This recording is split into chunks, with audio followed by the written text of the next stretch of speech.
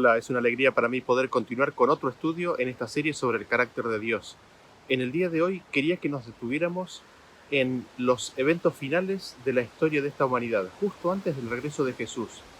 Uno podría preguntarse qué acerca de las terribles calamidades que están predichas en la Biblia que ocurrirán al tiempo del fin, qué acerca de ellas y el carácter de Dios, qué acerca de las plagas. Al respecto, me gustaría que analicemos ciertos versículos, los cuales nos van a clarificar cuál es el papel de Dios en el desarrollo de todos estos eventos. Quizás la primera referencia que quisiéramos hacer es la que se encuentra en el libro de Apocalipsis capítulo 7, a partir del versículo 1 en adelante, que dice así: Después de esto vi a 4 ángeles en pie sobre los 4 ángulos de la tierra, que detenían los 4 vientos de la tierra, para que no soplase viento alguno sobre la tierra, ni sobre el mar, ni sobre ningún árbol. Vi también a otro ángel que subía de donde sale el sol, y tenía el sello del Dios vivo, y clamó a gran voz a los 4 ángeles, a quienes se les había dado el poder de hacer daño a la tierra y al mar, diciendo: No hagáis daño a la tierra, ni al mar, ni a los árboles, hasta que hayamos sellado en sus frentes a los siervos de nuestro Dios. ¿Qué es lo que notamos en estos versículos? Que hay 4 ángeles que están sosteniendo, están deteniendo a los 4 vientos sobre la tierra, están impidiendo que estos vientos soplen. Estos vientos quieren soplar sobre la tierra, sobre el mar, sobre los árboles, y ese soplar implica dañarlos, pero esos 4 ángeles los están sosteniendo. Y este versículo nos dice que a estos 4 ángeles se les había dado poder de hacer daño a la tierra y al mar. ¿Y cómo lo hacen? ¿Cómo pueden hacerle daño? Lo pueden hacer soltando los vientos. Ellos los están reteniendo, los mantienen en jaque. Ellos impiden que los vientos soplen. Pero una vez que los liberan, allí es cuando esos vientos causan daño. Así es como ellos tienen poder de hacer daño a la tierra. Lo otro que no tenemos que olvidar es de que la palabra en hebreo viento y espíritu es la misma y hace referencia a los ángeles, ¿no? Tanto los ángeles de Dios como los ángeles caídos. Y acá nosotros tenemos a 4 ángeles que están reteniendo a los vientos, impidiendo que estos soplen. ¿Y cómo encontramos al pueblo de Dios en esta circunstancia? Lo encontramos de que no está sellado. Ellos no tienen el sello del Dios vivo en sus frentes.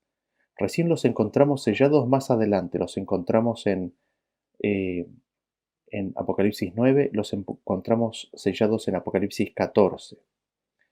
En ese sentido, los vientos no pueden soplar, no soplan hasta que el pueblo de Dios sea sellado, hasta que se haya completado la obra que Dios quiere hacer en ellos. Ese sellamiento es lo que les permitirá después estar en pie en la segunda venida, ante la segunda venida de Cristo. En ese sentido, Dios está esperando que ellos se pongan las vestiduras de lino fino. Dios está esperando de que ellos se preparen. Dios está esperando que alguien esté dispuesto a ser usado por Dios para, eh, para finalmente llegar al número de los 144.000, y cuando eso suceda, los vientos son liberados. En ese sentido hay un momento de relativa calma, relativa paz, y cuando se sueltan, esa tensión que está esperando ser desatada es liberada. Es decir, una vez que son sellados, se sueltan los vientos y se libera aquello que hace daño a la tierra, al mar y a los árboles. Y nos podremos preguntar más específicamente, ¿qué son los 4 vientos? Para ello, leamos un versículo en el libro de Daniel que creo que nos va a ampliar un poquito más el significado de estos vientos. Lo encontramos en Daniel capítulo 7, versículo 2 en adelante, y dice así: Daniel dijo: Miraba yo en mi visión de noche, y aquí que los 4 vientos del cielo combatían en el gran mar, y 4 bestias grandes, diferentes una de la otra, subían del mar. Después el 16 me dice: Me acerqué a uno de los que asistían, y le pregunté la verdad acerca de todo esto, y me habló y me hizo conocer la interpretación de las cosas. Estas 4 grandes bestias son 4 reyes que se levantarán en la tierra. Y nosotros leyendo el contexto de Daniel capítulo 7 encontramos de que hay 4 bestias que se levantan o que salen del mar como consecuencia de estos vientos, ¿no? Hay 4 vientos del cielo que combatían en el gran mar y surgen 4 bestias.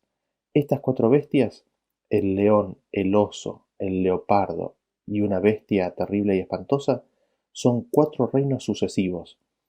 Y después surge el cuerno pequeño, ¿no? Ahí en la 4 bestia. Y nos podríamos preguntar, ¿no? ¿Qué son estos 4 vientos? Estos 4 vientos que luchan en el mar y que hacen que surjan estos 4 reinos en forma sucesiva, son la lucha y la guerra entre las naciones por el poderío. Son las terribles escenas de conflicto, son esas terribles escenas de violencia, de guerras entre naciones, con la finalidad, con el objetivo de obtener el poderío y el dominio sobre los demás. Así podemos tener una primera indicación, ¿no es cierto?, de lo que esto conlleva y de lo que esto significa en referencia a los 4 vientos siendo sueltos. Soltar los 4 vientos es soltar las pasiones humanas para que éstas se aboquen a lo que quieren hacer. ¿Qué es lo que quieren hacer? Tener el control y el dominio absoluto y total sobre los demás. Y leemos en Proverbios capítulo 30, versículo 4 que dice: ¿Quién subió al cielo y descendió? ¿Quién encerró los vientos en sus puños? ¿Quién ató las aguas en un paño? ¿Quién afirmó todos los términos de la tierra? ¿Cuál es su nombre y el nombre de su hijo, si sabes? Aquí en este versículo nosotros podemos conocer, saber y entender de que es Dios el que sostiene a los vientos. Dios es el que tiene sujetados los espíritus, las pasiones de los hombres. Cuando Dios suelta esos vientos, dándole la instrucción a sus ángeles que los mantienen en jaque, se desatan las pasiones de los hombres y hay grandes escenas de violencia, de conflicto, en esa lucha por obtener el dominio y la supremacía sobre los demás. En ese sentido, también lo que sucede es que cuando Dios suelta los vientos, los elementos de la naturaleza dan a luz o eh, ponen de manifiesto la violencia que los hombres han puesto en ella. Toda esa violencia causada por eh, la pasión desenfrenada de los hombres tiene su impacto en la naturaleza y la naturaleza misma también manifiesta esa violencia a través de catástrofes naturales. Así vemos entonces que al desatar Dios por medio de sus ángeles las pasiones humanas, éstas se desbocan y la humanidad entra en un gran conflicto. Nación se levantará contra nación, reino contra reino. Y esa violencia de los hombres tiene su impacto en la naturaleza, que también refleja lo que existe en el corazón del hombre. Y nos preguntamos, ¿qué sucede cuando estos vientos empiezan a ser liberados?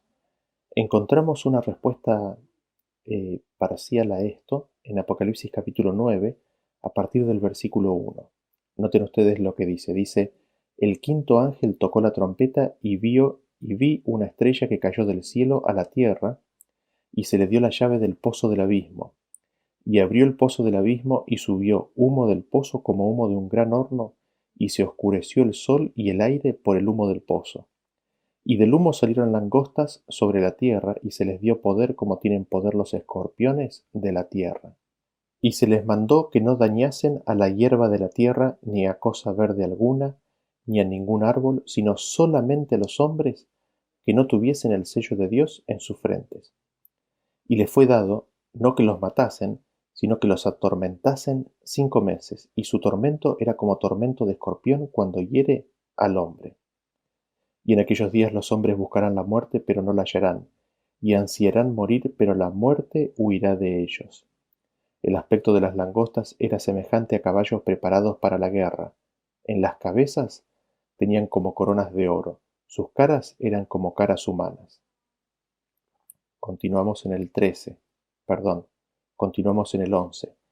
Y tienen por rey sobre ellos al ángel del abismo, cuyo nombre en hebreo es Abadón y en griego Apolión, El primer ay pasó, he aquí vienen aún 2 ayes después de esto. ¿Qué es lo que vemos aquí? Se liberan langostas que salen del abismo. Estas langostas tienen por rey al destructor. Y nosotros en otros temas ya habíamos identificado quién es el destructor. El destructor es Satanás. Y vemos que estas langostas tienen un permiso limitado. No pueden matar al hombre. Esto nos hace recordar a la historia de Job, ¿no es cierto? Donde le fue dado un permiso limitado. Satanás podía tocar a Job, pero no lo podía matar.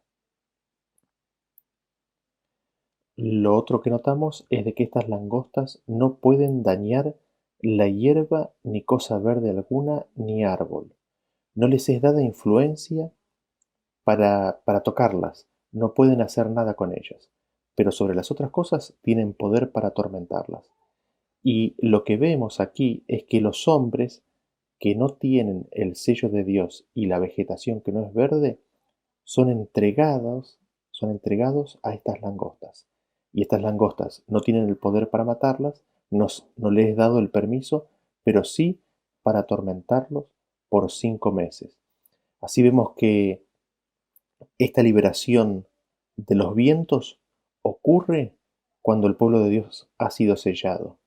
En la quinta trompeta, que es la que acabamos de leer ahora, el pueblo de Dios ya está sellado y vemos y notamos de qué es lo que ocurre.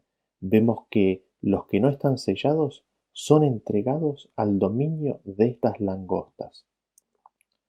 Ahora, esta referencia a la quinta trompeta no es un intento de interpretar en qué momento estas trompetas son tocadas, sino simplemente estamos resaltando este punto, ¿no? Dios le retira la protección a aquellos que no tienen el sello de Dios. Aquella vegetación de que no es verde pierde, pierde su protección y quedan bajo el imperio de las langostas que dependen o que responden a Satanás, al destructor. Pueden atormentarlos por 5 meses. No los pueden matar como Job, pero sí pueden tocarlos. Esto es lo que vemos que ocurre en la quinta trompeta, cuando evidentemente los vientos ya han sido o han comenzado a ser liberados, han empezado a ser sueltos, dado que el pueblo de Dios está sellado. Habiendo visto esta referencia a la liberación de los vientos de las pasiones humanas que traen guerra, destrucción y consiguientemente desastres naturales, el siguiente punto que me gustaría enfocarme en el libro de Apocalipsis es el que está relacionado con las plagas. Estas son justo antes de la segunda venida de Cristo. Me gustaría para ello leer Apocalipsis capítulo 15, versículo 1 que dice: Vi en el cielo otra señal grande y admirable, 7 ángeles que tenían las 7 plagas postreras, porque en ellas se consumaba la ira de Dios. Sigo en el 7. Y uno de los 4 seres vivientes dio a los 7 ángeles 7 copas de oro, llenas de la ira de Dios que vive por los siglos de los siglos. Leo ahora en Apocalipsis capítulo 16, versículo 1, que dice: Oí una gran voz que decía desde el templo a los 7 ángeles: Id y derramad sobre la tierra las 7 copas de la ira de Dios. ¿Qué es lo que notamos en estos versículos? De que hay 7 plagas postreras, ¿no? Pareciera que hubo otras anteriores, al decir que son las 7 últimas, las 7 postreras. Nos dice el versículo que en estas 7 se consumaba, se llenaba la ira de Dios. Las 7 copas estaban llenas de la ira de Dios. Tanto es así de que son llamadas las 7 copas de la ira de Dios. Cuando se derraman estas copas de la ira, cae sobre la tierra la ira de Dios consumada, completa, llena de iras, sin mezcla de la misericordia de Dios. Quizás lo primero que tenemos que hacer ahora, necesitamos definir con las Escrituras qué es la ira de Dios. Y para eso les recomendaría, si no lo han visto aún, ver los temas 5 y 6 de esta serie. Se titulan La ira de Dios y la ira de Dios manifestada. El resumen de esos dos temas, básicamente, habíamos visto en ellos de que, en primer lugar, la ira de Dios no es como la ira del hombre. La ira del hombre no es de acuerdo a la justicia de Dios, es decir, la ira del hombre rompe los mandamientos de Dios, y específicamente el mandamiento que dice no matarás, lo rompe en su sentido literal y espiritual también. No así con la ira de Dios. Es decir, la ira de Dios guarda sus mandamientos, guarda el que dice no matarás. En segundo lugar, habíamos visto el significado de la palabra ira en sus dos referencias, tanto en hebreo como en griego. Habíamos visto que en hebreo la palabra significa la respiración agitada que entra y sale de la nariz como consecuencia de una emoción fuerte, de una emoción bajo la cual el hombre se encuentra o el ser se encuentra. Esta emoción fuerte provoca que la persona respire agitadamente.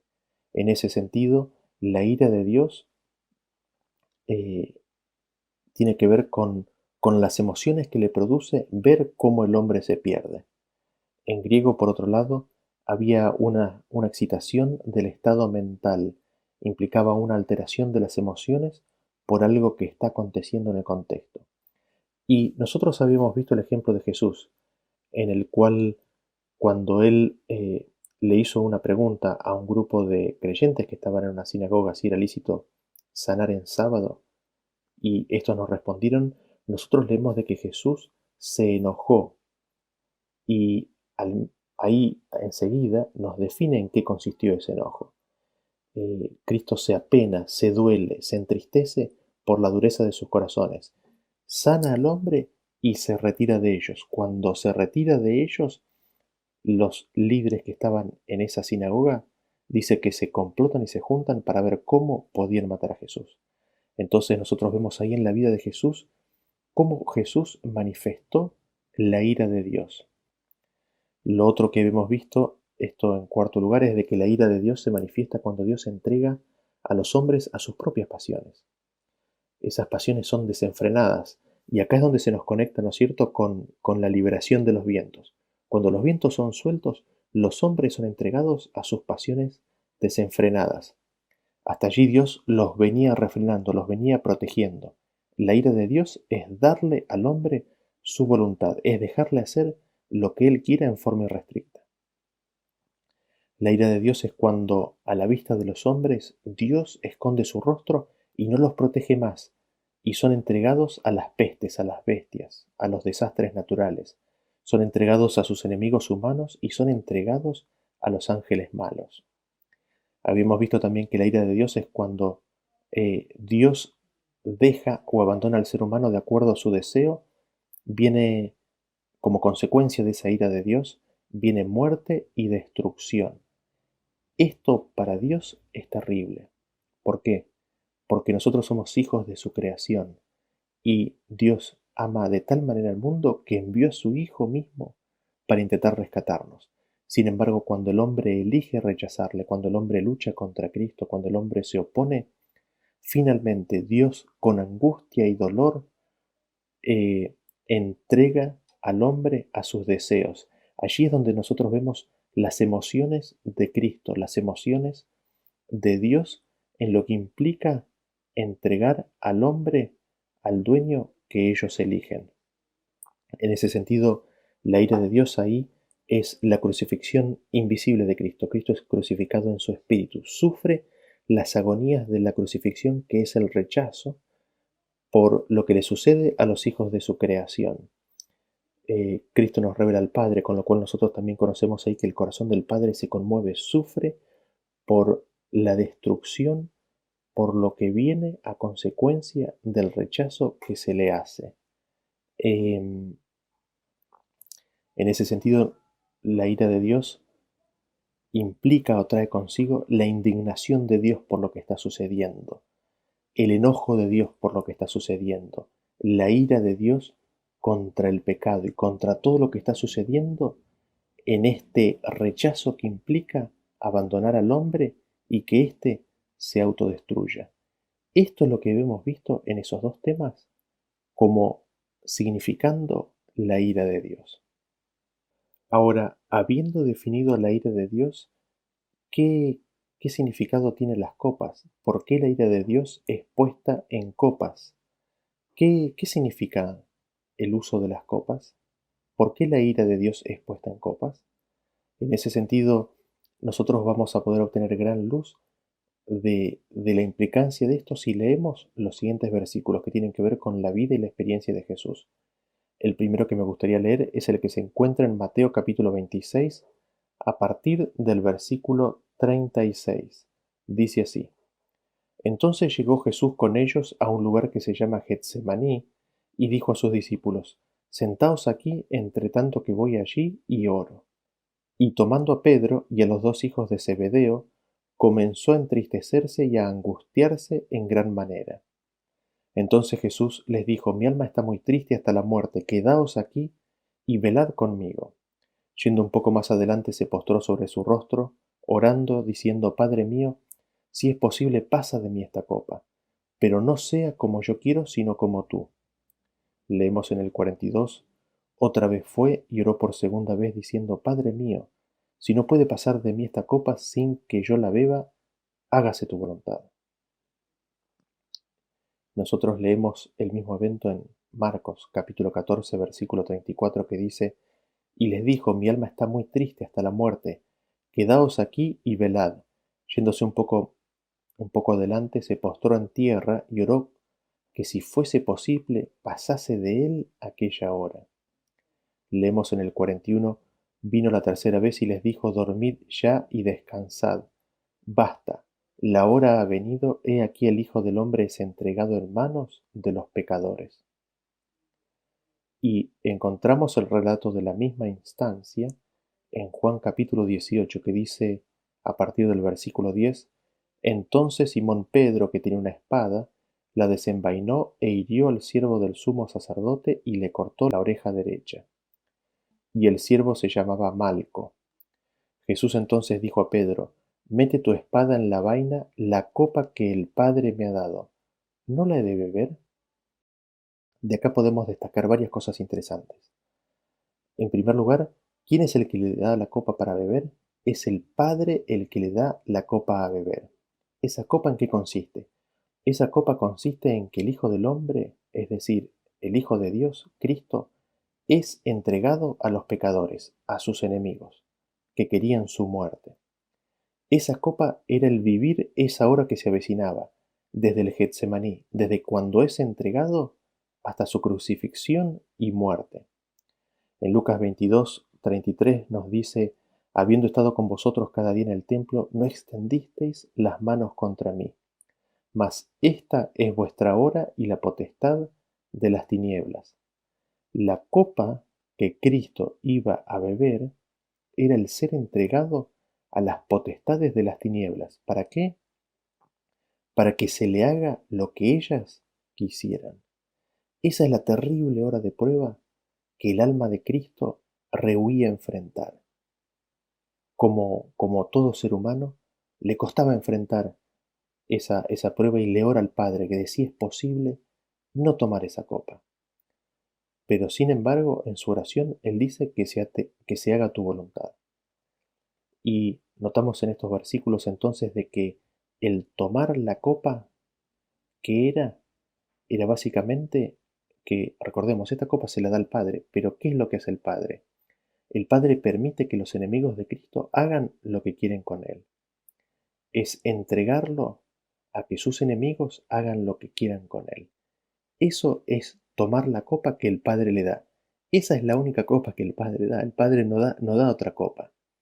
El Padre entrega al hombre, el Padre entrega al hombre que le rechaza y que le rechaza, finalmente a sus enemigos. Y eso es lo que Cristo nos enseña en su experiencia y nos ilustra aquí. Y esa hora que Cristo atravesó, nosotros la podemos leer en el Salmos capítulo 22. Vamos a leerlo a partir del versículo 1. Dice así: Dios mío, ¿por qué me has desamparado?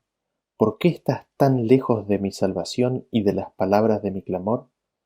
Dios mío, clamo de día y no respondes, y de noche y no hay para mí reposo. Continúa en el 6. Mas yo soy gusano y no hombre, oprobio de los hombres y despreciado del pueblo. Todos los que me ven me escarnecen, estiran la boca, menean la cabeza diciendo: se encomendó a Jehová, líbrele él, sálvele, puesto que en él se complacía. El 11 dice: no te alejes de mí, porque la angustia está cerca, porque no hay quien ayude. El 14 sigue diciendo: he sido derramado como aguas, y todos mis huesos se descoyuntaron. Mi corazón fue como cera, derritiéndose en medio de mis entrañas. Leo en el 16. Porque perros me han rodeado, me ha cercado cuadrilla de malignos, horadaron mis manos y mis pies. Contar puedo todos mis huesos, entre tanto ellos me miran y me observan. Repartieron entre sí mis vestidos y sobre mi ropa echaron suertes. Sigo en el versículo 19. Mas tú, Jehová, no te alejes, fortaleza mía, apresúrate a socorrerme. Libra de la espada mi alma, del poder del perro mi vida. Sálvame de la boca del león y líbrame de los cuernos de los búfalos. Anunciaré tu nombre a mis hermanos, en medio de la congregación te alabaré. Los que teméis a Jehová, alabadle, glorificadle, descendencia toda de Jacob, y temedle vosotros, descendencia toda de Israel. Porque no me menospreció, ni abominó la aflicción del afligido, ni de él escondió su rostro, sino que cuando clamó a él, le oyó. Habíamos definido la ira de Dios como la entrega, ¿no es cierto? Como el dejar de proteger, el entregar a los enemigos. Eso es lo que Cristo sufre y padece. Esa es la copa que Cristo toma. Esa es la copa que Él tiene que beber hasta sus heces. La gloria y la aprobación de Dios ya no son más visibles para Cristo. Él ya no las puede ver más. Ya no tiene más la certeza, la seguridad del favor de Dios. Todo el mundo se le vuelve en contra, es entregado a sus enemigos. Nada parece indicar de que haya tenido éxito en su misión. Al contrario, no solamente que está ahí, colgado de la cruz, sino que sus discípulos han huido. Y Cristo sufre las agonías de quien es abandonado de Dios.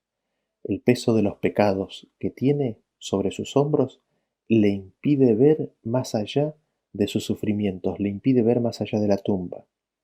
El peso de nuestros pecados le oculta el rostro de Dios, de tal manera que clama: Dios mío, ¿por qué me has abandonado? Terrible oscuridad lo rodea. Y Dios en ningún momento escondió su rostro, porque el versículo ahí al final que leímos recién nos decía que no escondió su rostro. Sin embargo, es la nube de pecados que estaba sobre Cristo, no los propios, sino los nuestros, lo que le ocultó, le hizo imposible ver el rostro de Dios. Así vemos que en los hechos Cristo tomó esa copa que contenía la ira de Dios. Él la tomó y la bebió hasta el final. ¿Y esa copa en qué consistía? En que Dios le retiraba su protección, le retiraba la evidencia de su favor, dejaba que sus enemigos le acosen.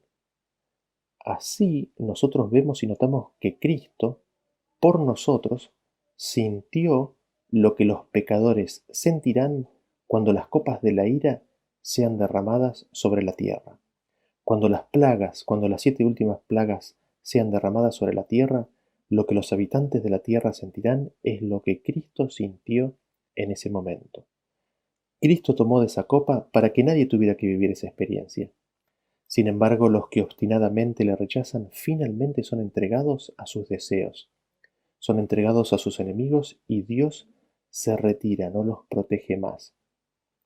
Y lo que sí notamos es que Cristo, en el último momento, en base a su experiencia pasada, en base a lo que había vivido con Dios, finalmente se aferra por fe a la bondad, a la misericordia y a la benignidad de su Padre que él conocía. En tus manos encomiendo mi espíritu, clamó. Y así falleció, triunfando de esa manera sobre las potestades de las tinieblas. Así es como definimos con el resto de las escrituras la ira y las copas de la ira, las copas que contienen la ira de Dios. Nosotros en Cristo Jesús vemos cómo el Padre le da a beber a las naciones de las copas de la ira. ¿Esto en qué consiste? En abandonarlas, en dejarlas solas, en entregarlas a sus enemigos. ¿Quiénes son sus enemigos? El destructor y sus ángeles, las naciones vecinas. Dios les da a beber las copas de la ira al dejarlos abandonados a las consecuencias de sus propias acciones, al darles su voluntad. Así podríamos preguntarnos nuevamente, ¿no? ¿Qué es la ira de Dios y qué es esa ira que está contenida en esas 7 plagas postreras, en esas 7 copas de la ira? Leemos al respecto lo que dice Salmos capítulo 78, versículo 49. Lo leemos primero en la Reina Valera 60 y después en otra versión para destacar un par de puntos. Dice así: envió sobre ellos el ardor de su ira, enojo, indignación y angustia, un ejército de ángeles destructores. En la versión NBV nos dice así: sobre ellos desató el furor de su ira, derramando dolor y enemistad. Contra ellos mandó un ejército de ángeles destructores. Vemos así que esas copas de la ira que Dios derrama sobre la tierra consiste en que Dios libera, deja actuar a un ejército de ángeles malos, quienes traen destrucción. Eso es la ira de Dios. El mundo que no ha recibido el sello de Dios será entregado a un ejército de ángeles malos. Esas son las 7 plagas postreras. Los ángeles malos son liberados, son sueltos para hacer su obra de destrucción y matanza. Son dejados libres para actuar. En ese sentido, hay algo que podemos destacar, que es lo siguiente: nadie necesita hacerse la ilusión de que Dios no le dará a cada uno su elección. Dios dejará de proteger. Si hay un solo mandamiento quebrantado, Dios no podrá proteger al ser humano y entregará al tal a sus enemigos, a los ángeles destructores. Lo que Cristo vivió en la tierra, lo que Cristo vivió en la cruz, es la certeza de que Dios no tendrá por inocente al culpable. Dios quiere decir lo que dice, no quiere decir otra cosa.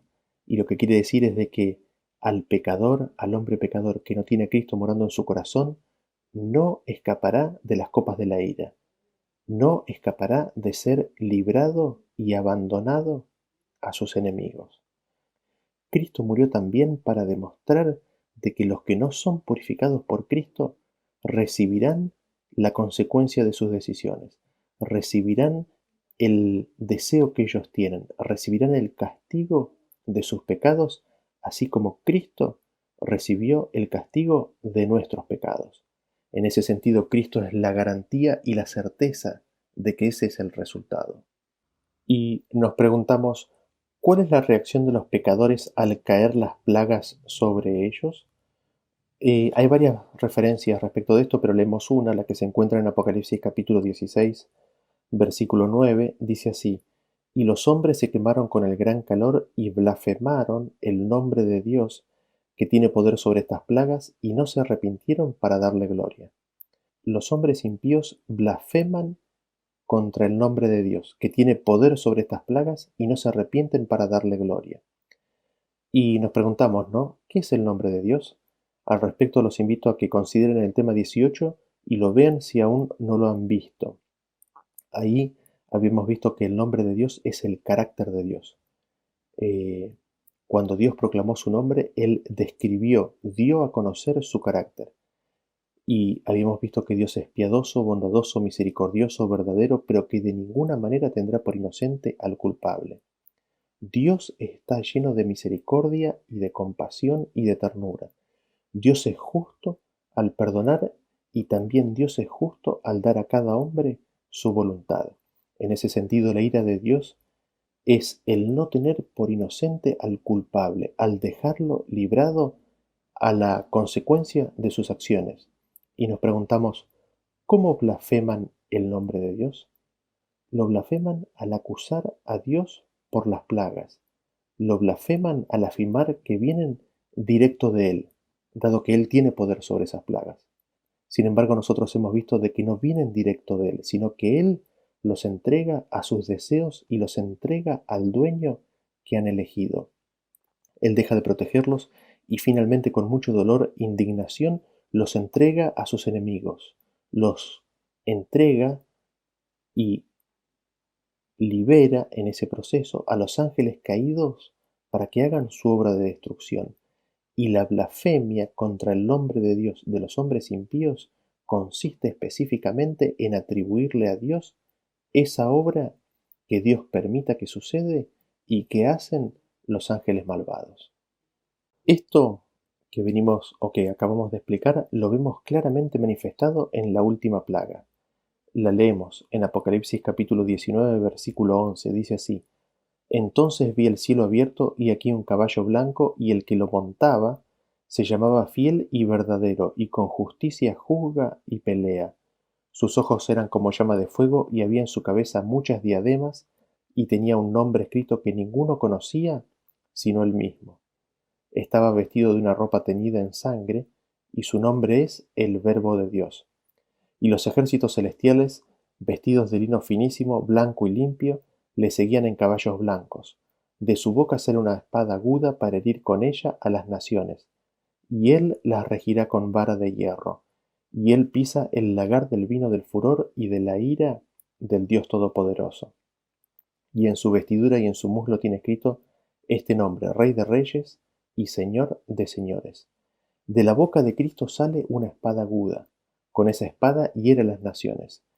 Cristo nos dice que regirá las naciones con vara de hierro. Es Cristo el que pisa el lagar del vino del furor y de la ira del Dios Todopoderoso. La espada de Cristo es su palabra, la palabra de Dios es la espada. En ese sentido, recordemos este punto, ¿no? La espada de Cristo es su palabra. La palabra de Dios es la espada que él usa. Lo vimos recién, pero nos preguntamos de vuelta y lo respondemos con otro versículo. ¿Quién es el que los rige con vara de hierro? En Salmos capítulo 2, versículo 7 encontramos que dice así: Yo publicaré el decreto, Jehová me ha dicho, mi hijo eres tú. Yo te engendré hoy, pídeme y te daré por herencia las naciones y como posesión tuya los confines de la tierra. Los quebrantarás con vara de hierro, como vasija de alfarero, los desmenuzarás. Ahora pues, oh reyes, sed prudentes, admitid amonestación, jueces de la tierra. Servid a Jehová con temor y alegraos con temblor. Honrad al Hijo para que no se enoje y perezcáis en el camino, pues se inflama de pronto su ira. Bienaventurados todos los que en él confían. Aquí vemos en estos versículos de que es el Hijo el que los rige con vara de hierro. Él quebranta a las naciones con vara de hierro, como vasija de alfarero los desmenuza. Y nos preguntamos, ¿cómo es este regir con vara de hierro? ¿Cómo es este herir con la espada que sale de la boca de Dios? ¿Cómo es que los desmenuza como a vasija de alfarero?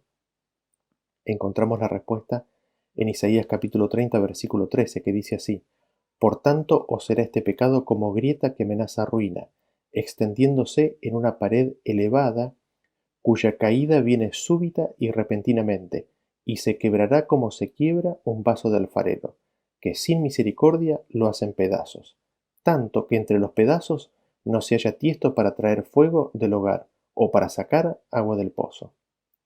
Aquí volvemos y recordamos a la palabra peretz, que significa brecha, ¿no? La espada de Cristo es la instrucción, su palabra que dice a sus ángeles: no protejan más.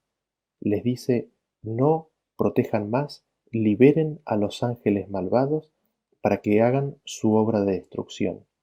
Esa es la espada de Cristo que sale de su boca y que trae como consecuencia la desprotección de Dios sobre aquellos que obstinadamente y persistentemente la han rechazado, y trae como consecuencia su destrucción.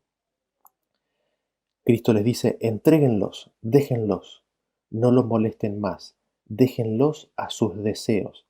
Y esa desprotección, nos dice ahí, es como una grieta en un muro o en una pared elevada, es como una rajadura en una muralla de protección. Recordamos el caso de Usa, ¿no? El tema número 2. Esa protección desaparece repentinamente, desaparece súbitamente. Así es como las naciones son regidas con vara de hierro. Así es como las naciones serán en las plagas regidas como vara de hierro y rotas y quebrantadas como vasija de alfarero.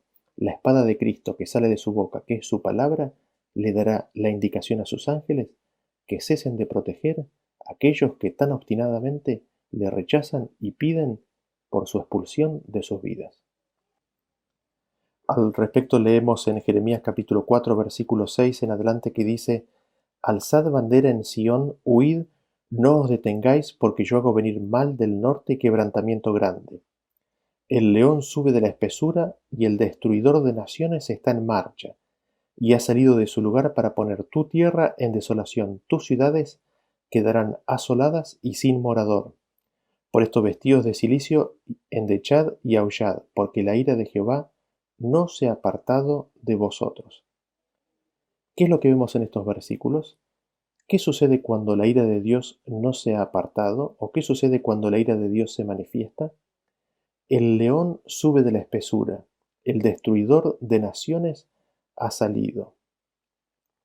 ¿Quién es el león sino aquel que anda buscando a quien devorar?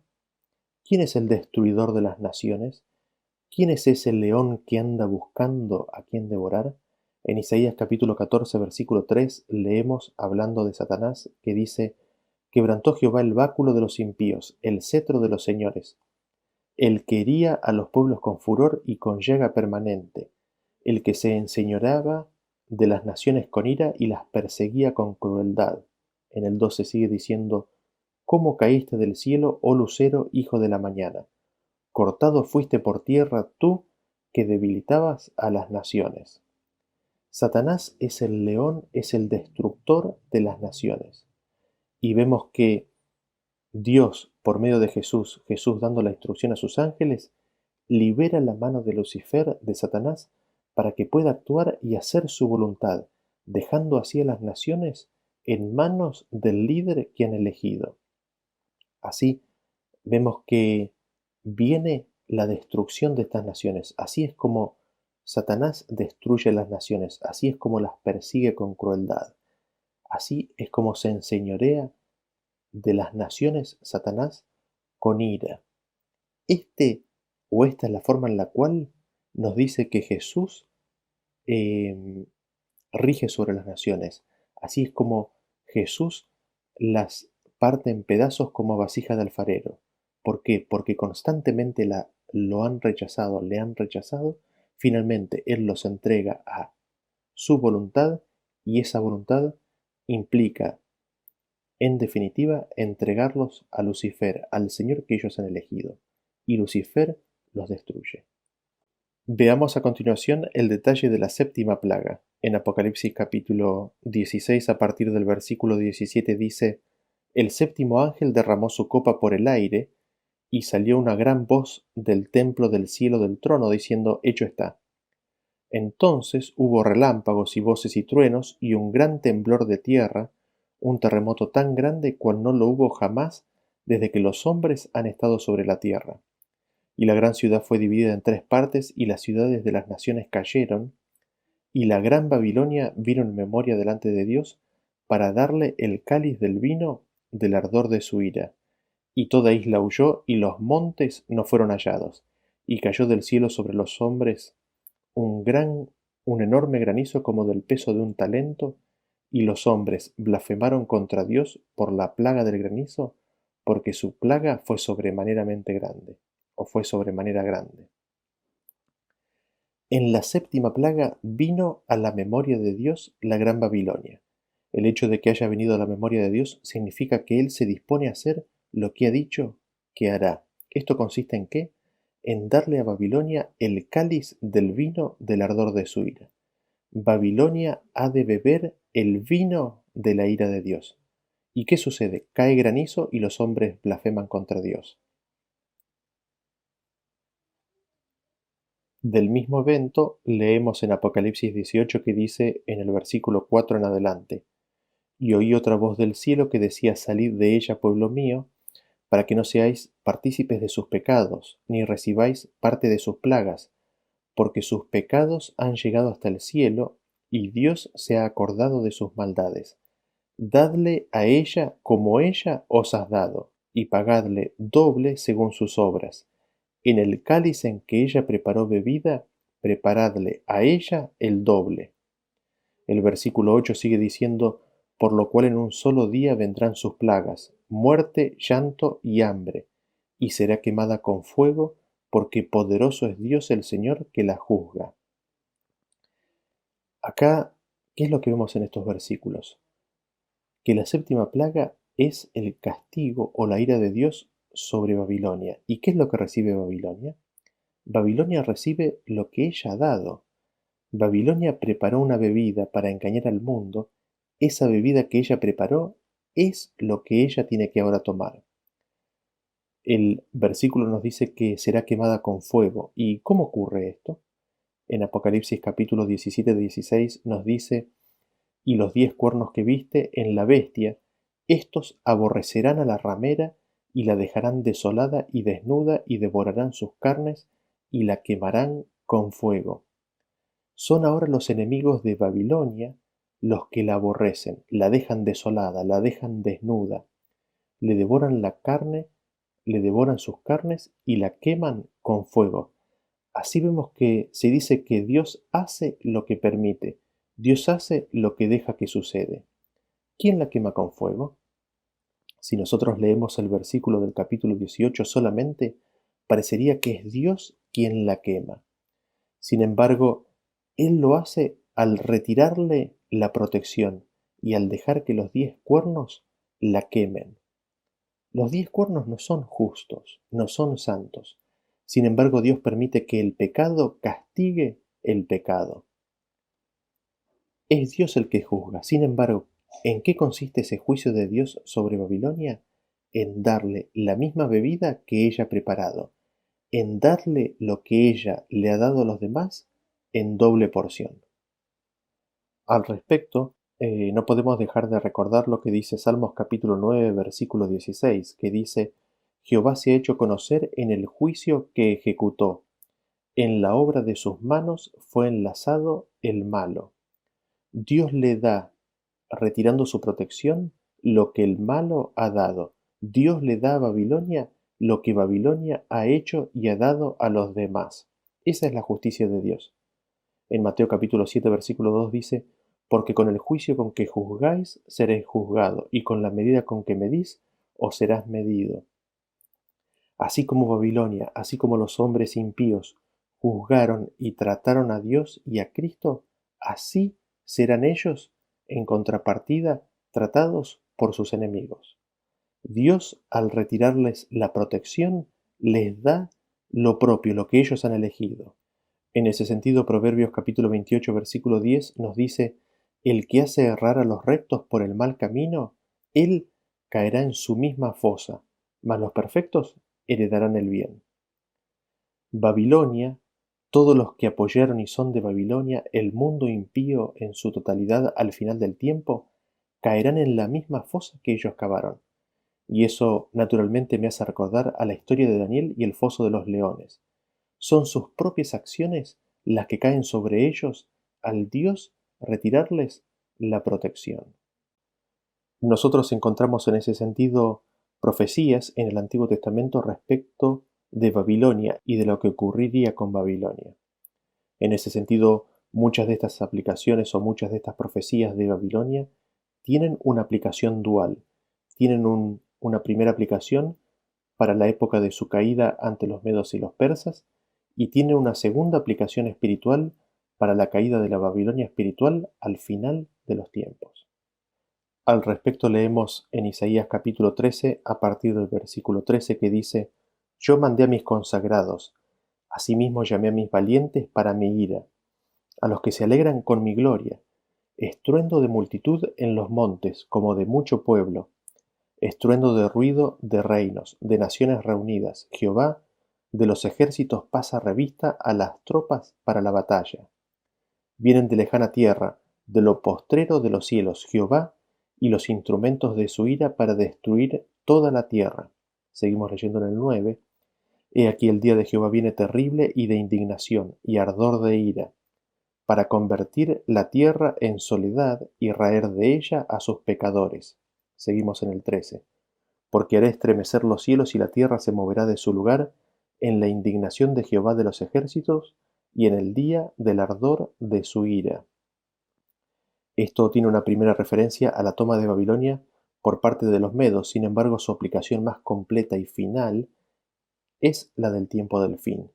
En el castigo de Dios contra Babilonia, Dios levanta a otra nación y permite que esta otra nación, que habíamos visto recién que son los 10 cuernos o los 10 reinos, destruyan a Babilonia. Dios no los puede proteger más. Leemos en Isaías capítulo 30, versículo 27 que dice: He aquí que el nombre de Jehová viene de lejos, su rostro encendido y con llamas de fuego devorador, sus labios llenos de ira y su lengua como fuego que consume. Versículo 30. Y Jehová hará oír su potente voz y hará ver el descenso de su brazo, con furor de rostro y llama de fuego consumidor, con torbellino, tempestad y piedra de granizo. Porque Asiria hirió con vara, con la voz de Jehová será quebrantada. Vemos aquí que la ira de Dios es verbalizada, es decir, Dios pronuncia, dice la ira en sus palabras. Así es como se manifiesta la ira de Dios, en su palabra, en su descenso del brazo. Así es la espada que sale de la boca, en palabras, en la voz. ¿Dando qué? Dando órdenes a sus ángeles para que no protejan más, para que liberen a los 4 vientos y hagan su obra de destrucción.